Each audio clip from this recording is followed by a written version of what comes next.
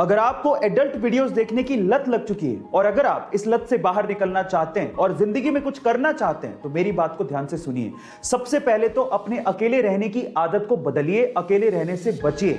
खाली दिमाग शैतान का घर होता है और जब आप अकेले रहते हैं तो ऐसे वीडियोस देखने के विचार ज्यादा आते हैं, इसीलिए ज्यादातर समय अपने फैमिली के साथ रहिए। दूसरा, कोई भी रिलीजियस बुक को पढ़िए और हो सके तो पूरे दिन में एक बार कम से कम ऊपर वाले को याद जरूर करिए, जिससे आपको ये विचार नहीं आएंगे। और तीसरा, अपनी जिंदगी में अपने आप को एक लक्ष्य दीजिए और उसे पूरा करने के लिए अपने पूरे एफर्ट लगाइए। जब आप अपने आप को व्यस्त रखेंगे तो ऐसे वीडियोस देखने के विचार आपसे दूर चले जाते जाएंगे। वॉरेन बफेट, एक ऐसा नाम जिन्होंने इन्वेस्टमेंट के दम पर अपने आप को दुनिया भर के अमीर लोगों की सूची में शुमार रखा।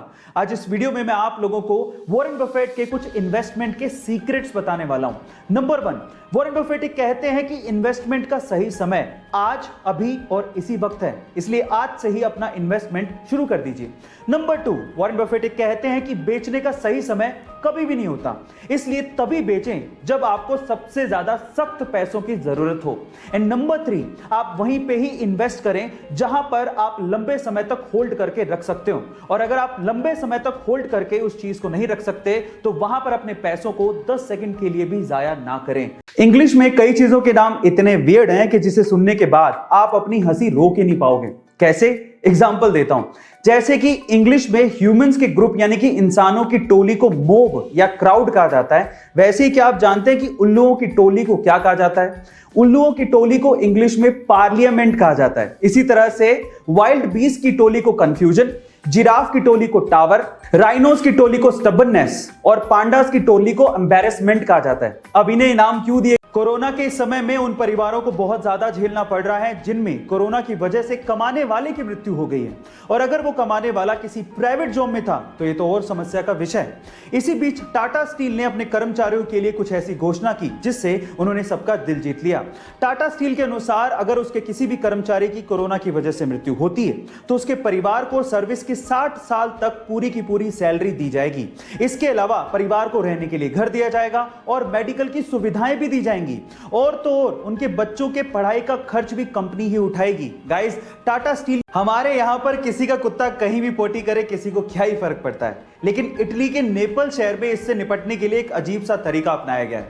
वहां पर हर एक कुत्ते का डीएनए टेस्ट करवाया जा रहा है और वो भी मालिक के नाम और एड्रेस के साथ। अब अगर कहीं इटली के नेपल शहर में कुत्ते की पोटी पाई गई तो उसका डीएनए टेस्ट होगा, फिर उसके बाद कुत्ते की पहचान की जाएगी और उसके बाद मालिक को भेजा जाएगा जुर्माना, और वो जुर्माना 45,000 रुपए तक भी हो सकता है। गाइस, क्या आपको भी ये लगता है कि इंडिया में साफ सफाई के लिए 25 जून 2009 को the king of pop Michael Jackson की मौत हुई थी और बहुत से राज उनकी मौत के साथ ही दफन हो गए थे, और उनमें से एक राज था एंटी ग्रेविटी डांस मूव का। गाइस, 1987 में माइकल जैक्सन की एक एल्बम रिलीज हुई थी जिसका नाम था स्मूथ क्रिमिनल, और उसमें उन्होंने एंटी ग्रेविटी डांस मूव किया था जिसमें वो 45 डिग्री तक बिना किसी सहारे के झुक जाते हैं और वो भी अपनी बैक को सीधा रखते हुए।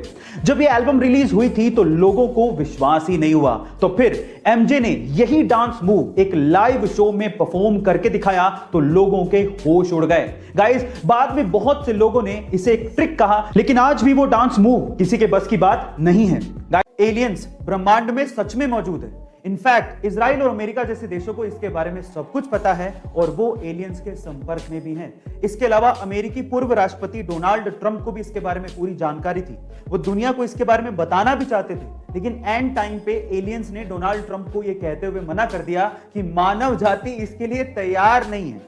अब आप लोग कहेंगे कि मैं ये कैसी बहकी सी बातें कर रहा हूं, लेकिन ये मेरा दावा नहीं है, ये दावा है इजराइल के अंतरिक्ष सुरक्षा प्रोग्राम के चीफ हेम इशत का, जिन्हें इजराइल में सैटेलाइट जनक भी कहा जाता है। उनका तो यह भी दावा है कि अमेरिका के कुछ साइंटिस्ट और एलियंस ने आपस में मिलकर गैलेक्टिक फेडरेशन बनाई है जिसका बेस मंगल ग्रह के अंडरग्राउंड में। अब इन बातों में कितनी सच्चाई है वो तो मैं नहीं जानता हूं, लेकिन किसी देश के जिम्मेदार अधिकारी का ऐसी बातें कहना चौंकाने वाली बात है। गाइस, आपका इसके बारे में क्या ख्याल है कमेंट सेक्शन में जरूर लिखेगा, और ऐसे अमेजिंग वीडियोस के लिए शेयर, सब्सक्राइब एंड लाइक। मिलते हैं अगली वीडियो में।